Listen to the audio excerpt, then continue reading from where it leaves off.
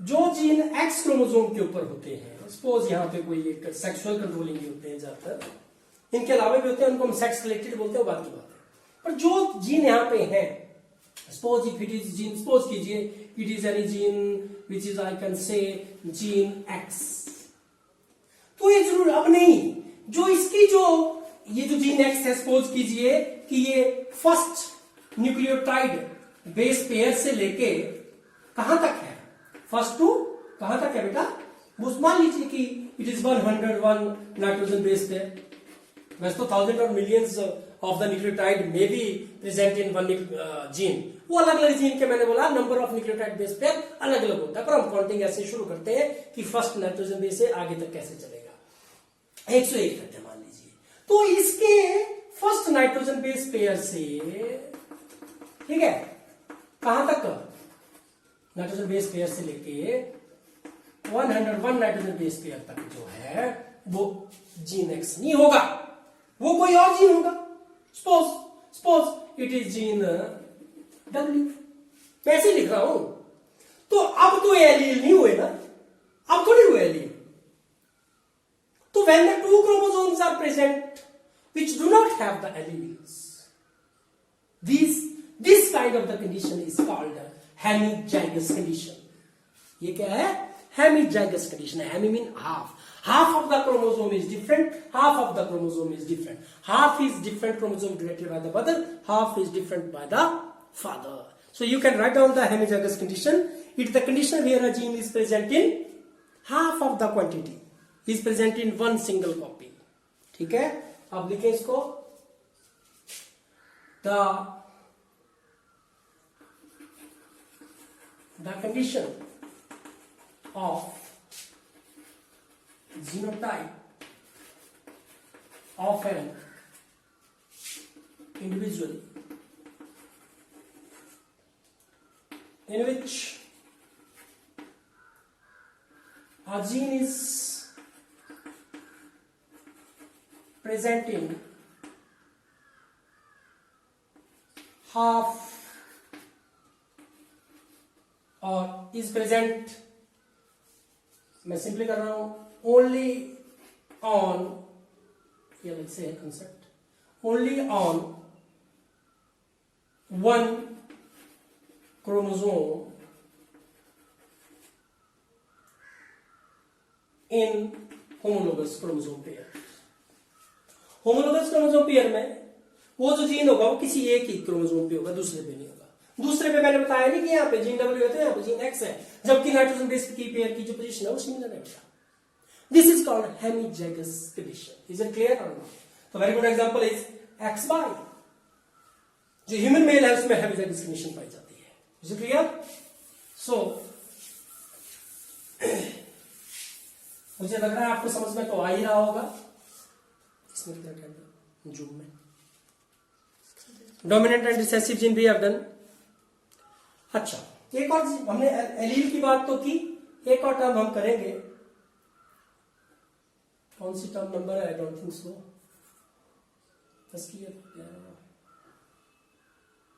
I think 12, जो भी number होगा सीरियल नंबर आप देख लें। One is non allele. Non allele, non alleles क्या हुए? The genes which do not have same locus या loci over, locus and loci क्या होता है? Position of the gene, particular position or specific position of the gene over the homologous chromosome, which do not have same locus or loci over homologous chromosome pair. Clear है? उनका same नहीं होगा। Suppose कीजिए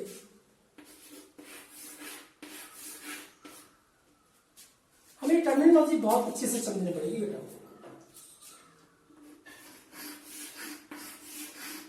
clear है? तो सी मैं एक example लेके चल रहा हूं बार बार, जिससे आपको दिक्कत ना आए, या मैं इसको चेंज भी कर देता हूं, दिक्कत नहीं है। आप देखें यहां पे सपोज कीजिए कि gene H, gene P, gene T, gene Y, कुछ भी लिख सकते हैं समझने के लिए, जीन H, या मैं इसे स्मॉल h लिख देता हूं, एक को डोमिनेंट एक को रिसेसिव वाली कंडीशन में लाता हूं, gene small p, gene small t, gene small y।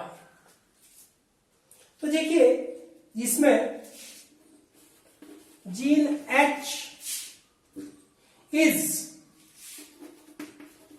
Allele to, gene H allele है जीन स्मॉल h के लिए, लेकिन जीन H नॉन एलीलिक है जीन P के लिए, जीन T के लिए, जीन स्मॉल p के लिए, जीन स्मॉल t के लिए, जीन Y के लिए, जीन स्मॉल y के लिए। मैं लिख रहा हूं gene H is non allelic to, कौन कौन से बोलेंगे अब आप बोलिए, PTY है ना, तो मैं यहीं पे लिख देता हूं, क्या लिखता हूं, जीन PT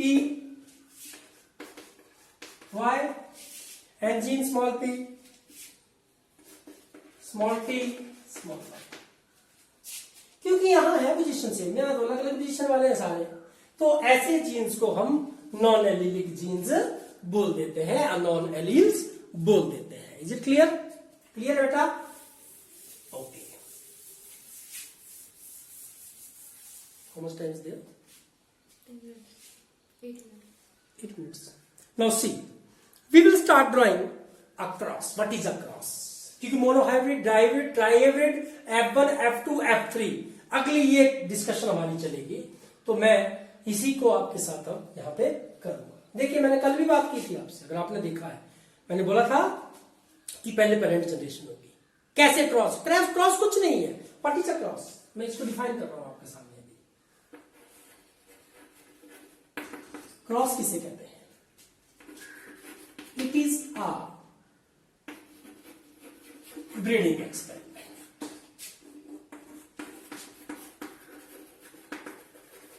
जैसे मेंडल ने किए थे, ग्रेजुएस और Mendel, the great worker in the genetics, father of genetics, have done crosses. ठीक है, तो हमने देखा था कि उन्होंने पेरेंट जनरेशन लिया था। देखो बेटा, पहले पेरेंट जनरेशन होती है, अभी तक मैं क्रॉस मिलाना नहीं बता रहा हूं ज्यादा। क्या किया था? टॉल प्लांट लिए थे और ड्वार्फ प्लांट के साथ उनको ब्रीड करवाया था। Breeding mean emasculation, bagging, dusting of the pollination, pollination करवाई थी, सेल्फ पॉलिनेशन करवाई थी। F1 फिर पहले डस्टिंग करवाई इन दोनों के बीच में, फिर जो पहली उन्होंने जो सीड लगे फ्रूट में उनको जब लगाया खेतों में, तो मैंने बोला पहली जनरेशन आई। और मैंने कल फिलियल का मतलब आपको बता दिया था, first filial generation, F1 generation, बच्चों की पहले वंशावली में पहले हैं वो इन पेरेंट्स के लिए। F1 आए थे, ऑल आर टॉल बेटा, all are tall. Okay, then इनकी सेल्फिंग की थी उन्होंने। मैं छोटा सा आपको एग्जांपल दे रहा हूं अभी, फिर इसके बाद एक बार क्रॉस बनाना बताता हूं।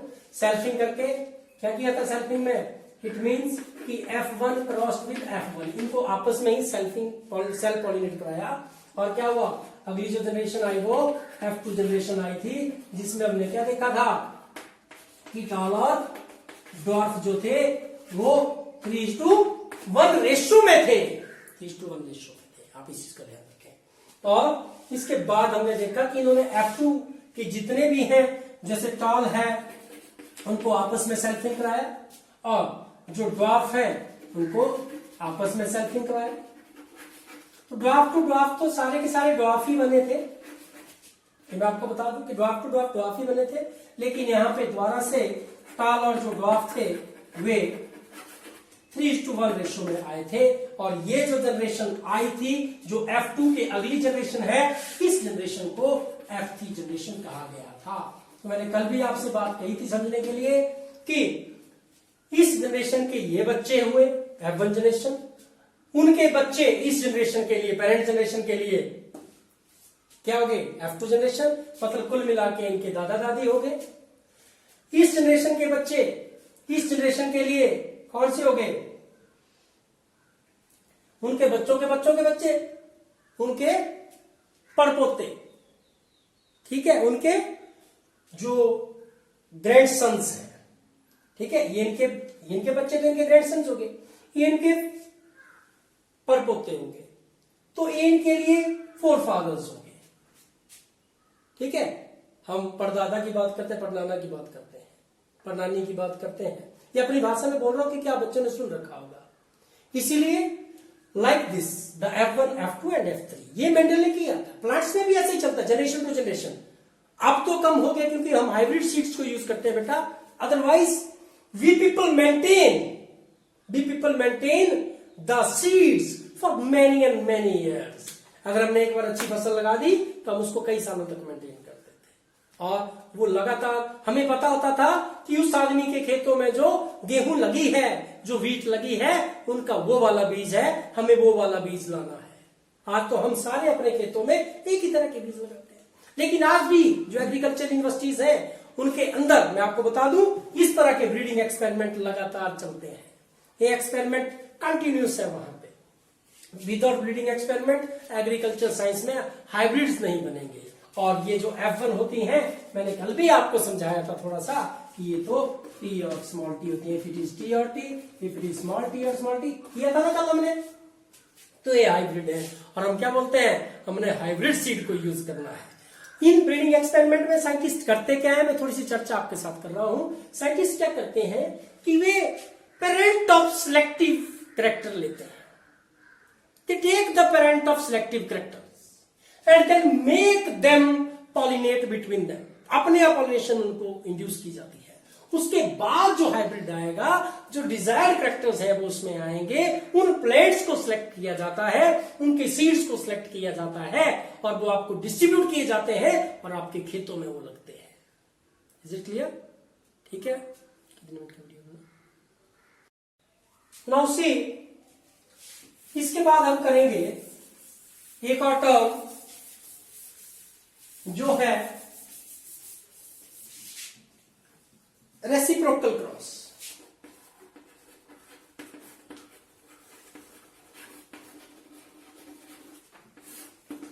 रेसिप्रोकल क्रॉस पता क्या हुआ? जैसे मैं क्रॉस यहां पे बना रहा हूं, ये पेरेंट जनरेशन, सपोज इसमें जो मेल पेरेंट है और एक मैंने लिया, मैं पेरेंट जनरेशन को पीसी ही लिखता हूं, पेरेंट जनरेशन, इसमें हमने यहां पे लिया मेल पेरेंट और यहां पे लिया फीमेल पेरेंट। सपोज हमने मेल पेरेंट लिया tall and it is dwarf. जैसे हमने देखा जीनोटाइप टीटी, इसमें स्मॉल टीटी। जो F1 आएंगे बेटा वो क्या आएंगे, बार बार पढ़ रहा हूं इसलिए मैं थोड़ा शॉर्टकट में कर रहा हूं, क्रॉस को आगे डिटेल में करेंगे। जो F1 जनरेशन है ना बेटे, वो क्या आएगी, all are tall with T and small T. Is it clear? ये क्रॉस है। क्योंकि मैं बार बार बोल रहा हूं कि ये फर्क नहीं पड़ता है कि कौन सा पेरेंट जो है, क्या मेल पेरेंट टॉल है कि फीमेल पेरेंट टॉल है। जब होमोलोगस क्रोमोसोम पे होगा तो वो अपने आप को डोमिनेंट ही एक्सप्रेस करेगा। ये रेसिप्रोकल क्रॉस से क्लियर हो रहा है। अब आप देखिए यहां, मैं इसकी रेसिप्रोकल क्रॉस यहां पे बना रहा हूं।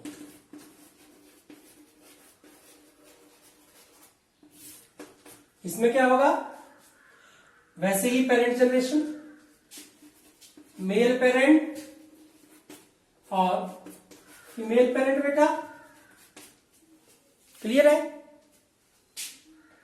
जो पेरेंट जनरेशन है इसमें मेल को लिया जाएगा ड्वार्फ और इसमें फीमेल पेरेंट को लिया जाएगा टॉल। क्या किया हमने, we have reverse the characters of the parents. हमने रेसिप्रोकल उल्टे कर दिए कैरेक्टर। अब देखते हैं क्या होगा। It should be small t and it should be tt, but will be the F1 generation बेटा। सोचिए, गैमेट्स तो वही नहीं बने, and it is all are tall with T small T, क्योंकि हम लिखते कैपिटल को, पहले डोमिनेंट को ही लिखते हैं। ये है रेसिप्रोकल क्रॉस। तो रेसिप्रोकल क्रॉस कैसी क्रॉस हुई? कैसी क्रॉस हुई बेटा?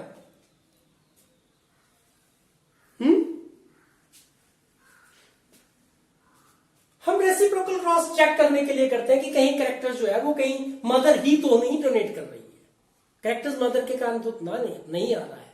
हम क्या करते हैं, सपोज कीजिए कि हमने कोई ब्रीडिंग एक्सपेरिमेंट 1000 प्लांट के अंदर करना है या 100 प्लांट के अंदर करना है, तो हम क्या करेंगे, उनको 2 ग्रुप्स में बांट देंगे। मैंने कल बताया था कि हम सेक्स कैसे करते हैं, फ्लावर्स का डिसाइड या प्लांट का decide. By the emasculation the plant is made to be function as female parent and by begging it is made to be function as a male parent, बताया था ना मैंने आपको। तो अब आप इसको देखें कि ये ऐसी क्रॉस होती है जिसमें 2 ग्रुप्स इंडिविजुअल के होते हैं जिनके जो सेक्सेस हैं वो रिवर्स कर दिए जाते हैं। ठीक है, तो reciprocal cross basically it is the cross with the reverse of the characters of the 2 parent and it have the 2 groups of individual with the reversal of their characters। तो मैं लिख सकता हूं the cross involving क्या बेटे 2 groups of individuals, ठीक है, 2 groups of individuals with reversal of क्या, रिवर्सल ऑफ कैरेक्टर्स, ठीक है, ऑफ द पेरेंट्स। हमने जो पेरेंट मतलब with the reversal of the characters, इतना अगर लिखे तो ज्यादा बेटर है, क्योंकि इसमें जो टॉल था वो वहां ड्वार्फ हो चुका, जो यहां ड्वार्फ था वो टॉल हो चुका है। So the cross involving 2 group of individuals with reversal of characters. This is one of the motto. Now हम मेंडेलियन जेनेटिक्स करेंगे और मेंडेलियन जेनेटिक्स में मैं आपको कुछ बातें बताऊंगा। मेंडल ने कैसे प्रिंसिपल डिराइव किए, कैसे क्रॉसेस बनती हैं, वो मैं आपको कुछ बातें यहां पे कराऊंगा। तो in the next lecture we will have the Mendelism। मैंने बातें आपसे की भी हैं, उन बातों को आप दोबारा से सुनिएगा लेक्चर्स को। और कल हम बात करेंगे आपके साथ कि कैसे प्रिंसिपल ऑफ इंडिपेंडेंट असॉर्टमेंट और प्रिंसिपल ऑफ सेग्रीगेशन अस्तित्व में आए, कैसे मोनोहाइब्रिड क्रॉस और डायहाइब्रिड क्रॉस का कॉन्सेप्ट मेंडल लाए थे, कैसे इनकी जो क्रॉसेस हैं वो तैयार की जाती हैं, ये सब बातें आपके सामने लाई जाएंगी। और remember one more thing, now you people should be prepared for the very hard work. I will check your homework daily, you have to put it on my WhatsApp number. आपको इसको मेरे व्हाट्सएप नंबर पे भेजना होगा और मैं उनको check करूंगा। कोई भी ऐसा बच्चा कोई भी ना होना चाहिए जो अपना होमवर्क ना करे। एक एक बात आपको क्लियर करेंगे और इसके साथ सबको कोरोना नमस्कार। Now cross is there. तो क्रॉस क्या हुआ? क्रॉस एक ब्रीडिंग एक्सपेरिमेंट है जिसमें पेरेंट जनरेशन उसको इंटरब्रीड कराया जाएगा और फिर जो F1 है वो आता है। और याद रखें F1 इज ऑलवेज हाइब्रिड। और सेल्फिंग करेंगे फिर F2 जनरेशन आएगी, F2 की जब सेल्फिंग करेंगे तो F3 जनरेशन आएगी। Mendel had conducted his experiment up to the F3 generation. Up to F3 generation तक मेंडल ने काम किया था। क्लियर है? देन अब मैं एक एक करके आपको बताऊंगा कि डिफरेंट तरह की क्रॉसेस कौन सी होती हैं। ठीक है? Crosses are of different types.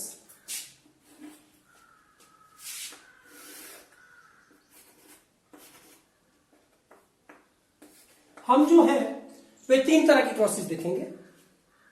One is monohybrid cross. Monohybrid cross. Then dihybrid cross, then trihybrid cross. देखिए मैंने कल भी बोला था कि मेंडल जो फादर ऑफ जेनेटिक्स है उन्होंने पहले एक समय पे एक ही कैरेक्टर को स्टडी किया। जब किसी ब्रीडिंग एक्सपेरिमेंट में एक ही कैरेक्टर का कंसर्न हो, उसी की स्टडी की जाए, तो वो जो क्रॉस है वो मोनोहाइब्रिड क्रॉस हो जाएगी। तो we can define the monohybrid cross as the cross or the breeding experiment,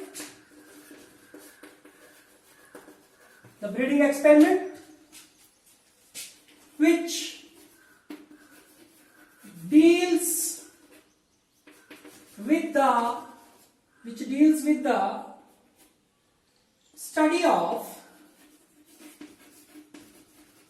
single character at a time। Clear है बेटा? क्लियर है? जैसे हमने अभी क्रॉस देखी मेंडल की, that cross was performed by the Mendel for the first time for the stem height character.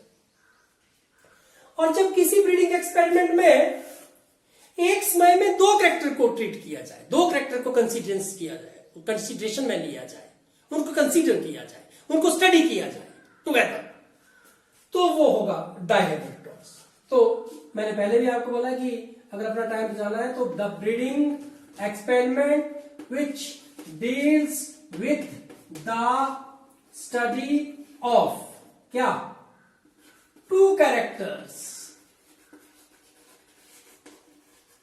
ठीक है, एट अ टाइम। जब हम एक समय पे एक से ज्यादा कैरेक्टर को हम जब स्टडी करते हैं, और मेंडल ने फिर डायहाइब्रिड प्रोसेस की थी। हम एक एक करके करेंगे बेटा, मेंडलिज्म पे पूरा डिस्कशन आपसे करूंगा। फिर आता है आपका ट्राईहाइब्रिड क्रॉस। जब आप कौन सी बोलो बोलो, बिल्कुल सही बोल रहे हैं आप, जब आप तीन कैरेक्टर्स को एक समय पे ट्रीट करेंगे तब आप उसे क्या करेंगे, ट्राईहाइब्रिड क्रॉस कहेंगे। The breeding experiment which deals with the study of three, है ना, characters at a time। जब एक ही समय पे आप तीन कैरेक्टर्स को पढ़ेंगे बेटा तो आपके पास वो ट्राईहाइब्रिड क्रॉस होगी। हम एक एक करके करेंगे इनको। अभी मैं आपको थोड़ा सा आपके दिमाग में सोचने के लिए आपको कुछ बातें बता रहा हूं, आप इसके बारे में सोचेंगे और मैं धीरे धीरे उन क्वेरीज को क्लियर आपके सामने करूंगा। जैसे मैं अभी आपके सामने लिख रहा हूं कि मैंने बोला था आपको फिनोटाइप और जीनोटाइप, मैं F2 जनरेशन की रेशियोज को ही रेशियो बोलूंगा, क्योंकि F1 तो सारे के सारे हाइब्रिड होते हैं, वहां तो रेशियो की बात ही नहीं आएगी। मेंडल ने जितना भी वर्क किया वो प्रिंसिपल ऑफ प्रोबेबिलिटी और एल्जेब्रिक फॉर्मूला के ऊपर बेस्ड था। एल्जेब्रा मैथमेटिकल एक जो कॉन्सेप्ट है, एल्जेब्रा है मैथमेटिक्स में। तो एल्जेब्रिक जैसे आप पढ़ते थे a प्लस बी स्क्वेयर, है ना, तो उसी तरह की जो एक्सप्रेशन है a square plus b square plus 2ab, कुछ इस तरह की एक्सप्रेशन उन्होंने अपने डेरिवेशन में स्टैटिस्टिकल कैलकुलेशन में लगाई थी, और साथ में उन्होंने प्रिंसिपल ऑफ प्रोबेबिलिटी लगाया था। ये जरूरी नहीं है कि जो बात मैं आपको जब प्रोसेस बताऊंगा तो भी समझाऊंगा कि प्रोबेबिलिटी का क्या मतलब है, ठीक है। तो मोनोहाइब्रिड क्रॉस की जो मैं आपको रेशियोज बता रहा हूं, मैं यहां पे आपको बता रहा हूं फिनोटिपिक रेशियो। हम रेशियोज यहां पे भी कर सकते हैं लिखने के लिए, आ जाएंगे यहां पे, यहीं कर लेते हैं। It is PR and GR। मैं यहां पे क्लेरिफाई कर देता हूं।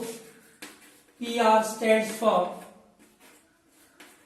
phenotypic ratio or phenotypic ratio, while GR stands in this lecture for 0। आपने PR GR नहीं लिखना, आपने तो पूरा लिखना, लेकिन मुझे थोड़ी सी दिक्कत है कि ब्लैक बोर्ड थोड़ा सा छोटा है, बड़ा ब्लैक बोर्ड नहीं हो पा रहा है प्रोवाइड इस लॉकडाउन के कारण। तो पीआर क्या होगा, फिनोटाइपिक रेशियो। तो कौन सी जनरेशन की होगी, याद रखें F2 generation. It is always for the F2, क्योंकि F1 तो बेटा होता ही क्या है, वो तो हाइब्रिड होते हैं, F1 are always hybrid. So PR it is 3:1, 3:1, and genotypic ratio होगी 1:2:1, 1:2:1। डायहेब्रिड क्रॉस में क्या होगा, पीआर एंड जीआर, वो देखते हैं। डायहेब्रिड क्रॉस में कैसे ड्राइव करना है मैं क्रॉसेस करूंगा अभी आपके साथ। डायहेब्रिड क्रॉस में जो फिनोटाइपिक रेशियो और जीनोटाइपिक रेशियो रहेगा, phenotypic ratio is 9:3:3:1। Mic off करें। 9:3:3:1, जबकि जीनोटाइपिक रेशियो है 1:2:2, ठीक है, 2:2, ठीक है,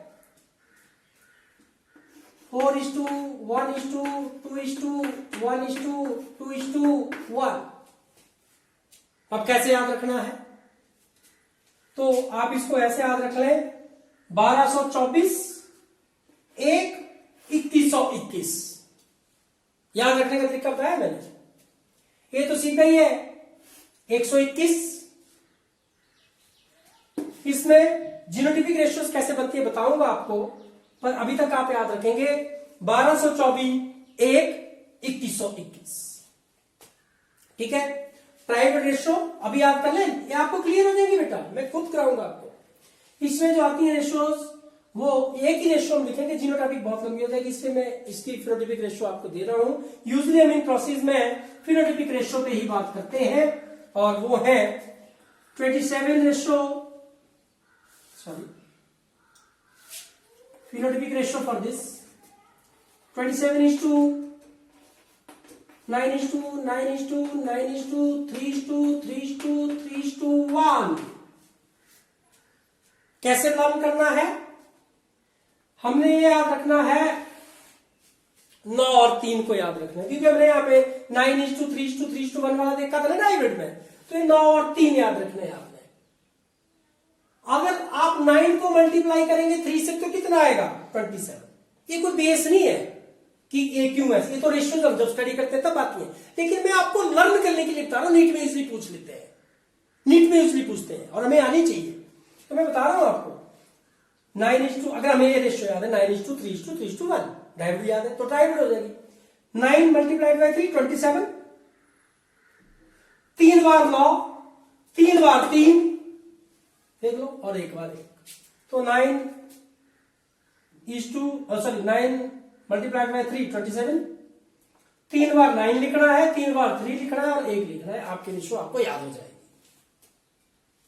तो these are the different kind of crosses, we will perform them one by one, हम इनको करेंगे। क्लियर है बेटा, अभी लग गया पता आपको। एक और टर्म इसमें आती है, वो आती है प्योर लाइन। मैं सिर्फ आज टर्मिनोलॉजी पे फोकस कर रहा हूं, मेंडलिज्म में जब आएंगे तो ये सारी की सारी प्रोसेस हम डिस्कस करेंगे, अलग से एक मेंडलिज्म कॉन्सेप्ट, उनके प्रिंसिपल्स यहीं से ड्राइव करेंगे। क्या वो प्रिंसिपल है, इन्हीं से ड्राइव करने हैं हमें। तो मैं अभी आपके सामने टर्म ला रहा हूं, it is pure line. Pure line क्या चीज है, ये कुछ नहीं है, ये होमोजाइगस इंडिविजुअल है। ऐसे होमोजाइगस इंडिविजुअल जो या तो दो होमोजाइगस इंडिविजुअल जिनका जीनोटाइप बिल्कुल सिमिलर है उनकी क्रॉस से बने हुए हैं, या ऐसे एंसेस्टर्स जब वो एंसेस्टर्स को लगातार हम कुछ जनरेशन तक क्रॉस करते चले और उनसे हमें क्या मिले, एक ही फिनोटाइपिक ट्रेट मिले। देखो, अगर हमें जीनोटाइप पता है, हमें यह पता है कि इस इंडिविजुअल का जीनोटाइप फलान जीनोटाइप है, ये वाला जीनोटाइप है, तब तो हम जीनोटाइप से डिसाइड करें। लेकिन अगर हमने फिनोटाइप से ही डिसाइड करना हो तब हमें बड़े लंबे समय तक क्रॉसेस करनी थी। जैसे मैं एग्जांपल आपको दोनों के दे रहा हूं, आप यहां देखिए। अगर मुझे जीनोटाइप क्लियर है बेटा, मुझे जीनोटाइप क्लियर है कि जो मेल पेरेंट है और ये फीमेल, आपको पता है ना simple, this is for male and this is for female. Okay, अच्छा ये पेरेंट है, मेल पेरेंट ना बेटा, और ये कौन सा है, मेल पेरेंट है बेटा। अगर मुझे पता है कि मेल का जीनोटाइप भी टीटी है और फीमेल का जीनोटाइप भी टीटी है, तो जब गैमीट्स बनेंगे, क्योंकि गैमीट्स बनते हुए क्या होता है बेटा, बताएंगे आप क्या, मैं प्रोसेस बताऊंगा तो आप काफी क्लियरली समझ जाएंगे बात को। गैमीट जब बनते हैं तो मियोसिस होती है, और मियोसिस के एनाफेज में जो होमोलोगस क्रोमोसोम है वो अलग अलग हो जाते हैं। मैंने कल भी बताया था, टीटी का मतलब क्या हुआ, टीटी का मतलब है कि इस तरह से अगर दो क्रोमोसोम होमोलोगस है तो एक के ऊपर यहाँ पे टी है तो दूसरे के ऊपर भी टी है, सिमिलरली यहाँ पे होगा। तो ये होमोलोगस क्रोमोसोम मैं थोड़ा सा बना ही देता हूं जिससे आप और ज्यादा समझ पाए। यहां पे मतलब हुआ कि फीमेल पेरेंट के जो होमोलोगस क्रोमोसोम है उनमें अगर इस पोजीशन पे टी है तो इस पे भी भैया टी ही होगा। गेटिंग माय पॉइंट, ये मतलब हुआ। तो जब गैमीट्स बनेंगे, यहां पे गैमीट बनेंगे तो ये अलग अलग हो जाएंगे, होमोलोगस क्रोमोसोम अलग अलग हो जाते हैं वो, और वे गैमीट बना देते हैं कौन से, जब अलग अलग हो जाएंगे तो रिस्पेक्टिव गैमीट में एक गैमीट के अंदर टी और दूसरे के अंदर टी चला जाएगा, और यहां पे भी एक गैमीट टी और दूसरा गैमीट टी। एक क्रोमोसोम यहां चला गया, क्या चला गया, इसका एक यहां एक यहां। अब जब फर्टिलाइजेशन होगी, ड्यूरिंग फर्टिलाइजेशन व्हाट हैपन, क्या होता है देखिए आप, ये है वो प्रिंसिपल ऑफ प्रोबेबिलिटी जो मेंडल यूज किया था, उन्होंने मेंडल ने यूज किया था। अब देखिए it is not well confirmed, ये कंफर्म नहीं है कि ये वाला जो टी गैमीट है वो इस टी से मिलता है या इस टी से मिलता है, because fertilization is a random process, it is not a sure process, वो रैंडम है, कोई भी किसी से मिल सकता है। ये इससे मिला या इससे मिला, या ये टी इससे मिलेगा या इससे मिलेगा, ये हमें पता नहीं है। इसलिए हमारे पास कितनी प्रोबेबिलिटीज है बेटा, हमारे पास कितनी संभावनाएं हैं, संभावना है कि ये टी, पहली संभावना है कि ये टी जो है वो इस टी के साथ मिलेगा, है ना पहली। दूसरी संभावना है कि ये इसके साथ मिलेगा, तीसरी है कि ये इससे मिलेगा। मैं ऐसे भी इनको आपको बता सकता हूं एक एक करके, देखो इन प्रोबेबिलिटीज को। पहली प्रोबेबिलिटी क्या है बेटा, कि ये जो है वो इससे मिले तो बनेगा टी टी, या दूसरी है कि ये जो है वो इससे मिले तो भी बनेगा टी टी। तीसरी जो प्रोबेबिलिटी है बेटा वो है कि ये वाला मिलेगा। देखो ये अलग बात है कि वो अलग अलग हो रहे हैं, लेकिन ये अलग बात है कि प्रोबेबिलिटी का रिजल्ट सेम है, लेकिन मिल तो अलग अलग से गैमीट रहे हैं ना। तो टी टी या ये वाला टी जो इससे मिलेगा तो भी क्या होगा, टी टी। तो इस केस में तो हमें श्योर ही है कि जो अगली जनरेशन आएगी एप्पल वो क्या होगी, क्या होगी बेटा, इस केस में हमें पता है कि वो होमोजाइगस ही होगी। इसलिए दो होमोजाइगस पेरेंट, उनके जो ऑफस्प्रिंग है वे हमेशा ही होमोजाइगस होते हैं और उन्हें प्योर लाइन कहा जाता है। एक तो एक, जब मैं डेफिनेशन कराऊंगा तो मैं दोनों को लिखूंगा। दूसरा केस क्या है प्योर लाइन के लिए, वो देखना हमें चाहिए। ये यहां तो मैं जीनोटाइप क्लियर थे, लेकिन देखिए यहां पे मैं एक एग्जांपल आपको दूंगा मेल पेरेंट और फीमेल पेरेंट का।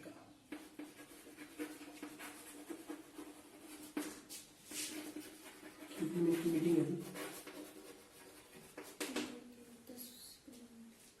देखिए अब यहां पे मेल पेरेंट क्या है, आप देखें यहां पे भी टॉल है और यहां पे भी ये पेरेंट भी टॉल है।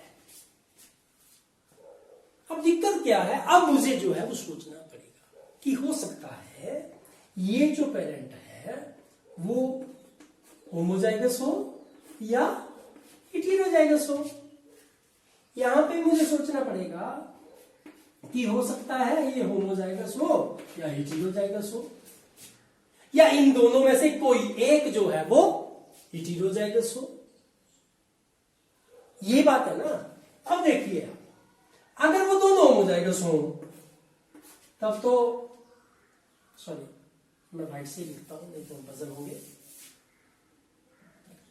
वो हो सकता है कि वो होमोजाइगस हो या हेटेरोजाइगस हो, या हो सकता है फीमेल जो है वो होमोजाइगस या हेटेरोजाइगस हो। देखिए, अगर दोनों ही होमोजाइगस हो तब तो स्थिति ये है, तब तो हमें क्लियर है कि इनके जो ऑफस्प्रिंग है वो होमोजाइगस होंगे, प्योर लाइन होंगे। पर अगर दो में से भी एक अगर होमोजाइगस है या दोनों ही हेटेरोजाइगस है तो परिस्थितियां अलग है। तो अब यहां पे अगेन प्रोबेबिलिटी का नियम बन जाता है। क्या प्रोबेबिलिटीज है? पहली प्रोबेबिलिटी तो ये बोलती है कि हो सकता है मेल होमोजाइगस हो और फीमेल हेटेरोजाइगस, दोनों में से भी कोई एक हो, ये फर्क नहीं पड़ता which one is male and which one is female. इसी क्रॉसेस को हम रेसिप्रोकल क्रॉसेस में डिस्कस करेंगे ऐसे। और दूसरी प्रोबेबिलिटी क्या है कि दोनों ही हेटेरोजाइगस हो। बड़ी दूर जाने की बात नहीं है, इसको तो हमने कर रखा है। जब मैंने F1 की क्या किया था, सेल्फिंग की थी, तो उनकी सेल्फिंग करने से क्या आया था, टी स्मॉल टी और स्मॉल टी बने थे, और वो एक 1:2:1 रेशियो में बनेंगे। देखेंगे हम इसको, करेंगे इसको भी, आप चिंता ना करें। तो मतलब ये भी सोचना पड़ेगा। और यहां पे भी क्या होगा देखना आप, अब दो तरह के गैमेट्स बनेंगे यहां पे, T and T, then T and small T. बेटा ये जेनेटिक्स है, इसमें हमें सोचना पड़ेगा। अब प्रोबेबिलिटीज जो चली वो क्या है, देखिए ये टॉल बन गया, अगर इससे मिलता है तो भी टॉल ही बनेंगे तो टॉल ही, तभी टी। और देखो इवन ये स्मॉल टी है पर है टॉल, इंडिविजुअल कैसा बनेगा, यहां पे देखिए आप, पहले में क्या हुआ, टी और टी मिले, जब ये टी स्मॉल टी से मिला तब भी टॉल है, और फिर ये टी जब इससे मिलेगा तो भी टॉल ही बनेगा, जब ये टी स्मॉल टी से मिलेगा, आप देख रहे हैं थोड़ा सा, तो भी टॉल ही बनेगा। लेकिन अब हमें पता लग रहा है कि दो तरह के टॉल, जब मैं इसको on paper on black board कर रहा हूं तब दिख रहा है कि यहां पे ये दोनों टॉल जो है वो हाइब्रिड है, वो होमोजाइगस नहीं है। तो अब हमें क्या करना पड़ेगा, दोबारा से इनको क्रॉस करना पड़ेगा, दोबारा से इनको सेल्फ पॉलिनेट करना पड़ेगा। जब हम इनकी सेल्फ पॉलिनेशन करेंगे तो टी और टी की जब मैं करूंगा तो क्या आएंगे, आगे टॉल आएंगे, तो टॉल ही ना बेटा, सारी के सारी टॉल बनेंगे। और कैसे होंगे वो, टी वाले होमोजाइगस वाले होंगे। ठीक है, इसके केस में भी देखिए आप ध्यान से, इसमें भी सारे ही टॉल बनेंगे और टी वाले होंगे। और इसके केस में क्या होगा, ये क्रॉस बनी पड़ी है, इसके केस में क्या होगा, ये क्रॉस बनी पड़ी है, टॉल और ड्वार्फ भी आएंगे। अगर टॉल और ड्वार्फ आ रहे हैं तो इसका मतलब है कि जो पेरेंट है उनमें से कोई एक पेरेंट या दोनों पेरेंट जो है वो क्या होगा, सॉरी उनमें से जो दोनों पेरेंट है वो हेटेरोजाइगस है। अब हम क्या करेंगे, ये जो टॉल यहां पे बन रहे हैं इन टॉल को लगातार सेल्फ पॉलिनेट करते चलेंगे, इन एंसेस्टर्स को लगातार self pollination for long period, if the progeny remain with the same character.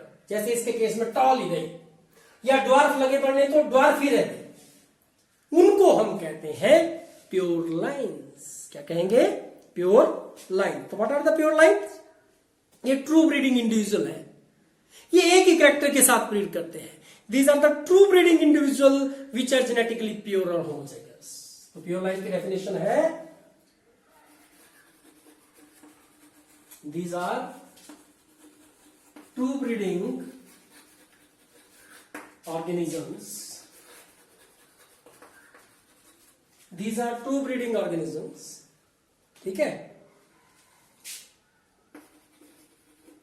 which have क्या बोलिए, जो मैंने बोला, ऐसे ट्रू ब्रीडिंग इंडिविजुअल जो जेनेटिकली होमोजाइगस हो, विच आर, मैं सीधा लिख देता हूं, true breeding individual which are homozygous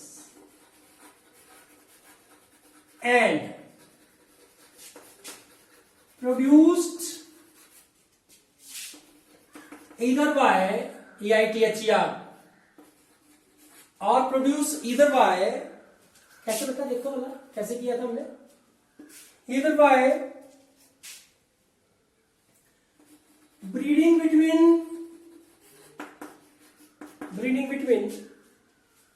two homozygous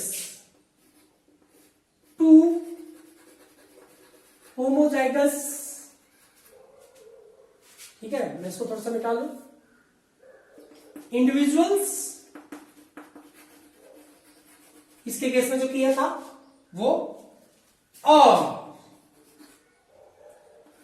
either by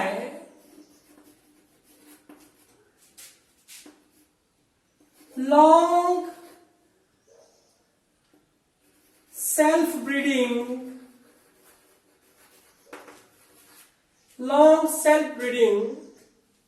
मैं इसको अब कर सकता हूं थोड़ा सा ना, बिटवीन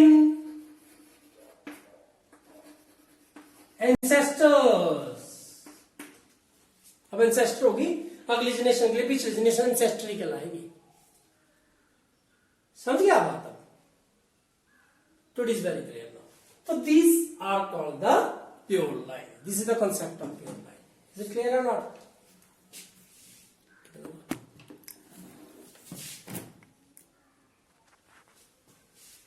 क्लियर है बेटा?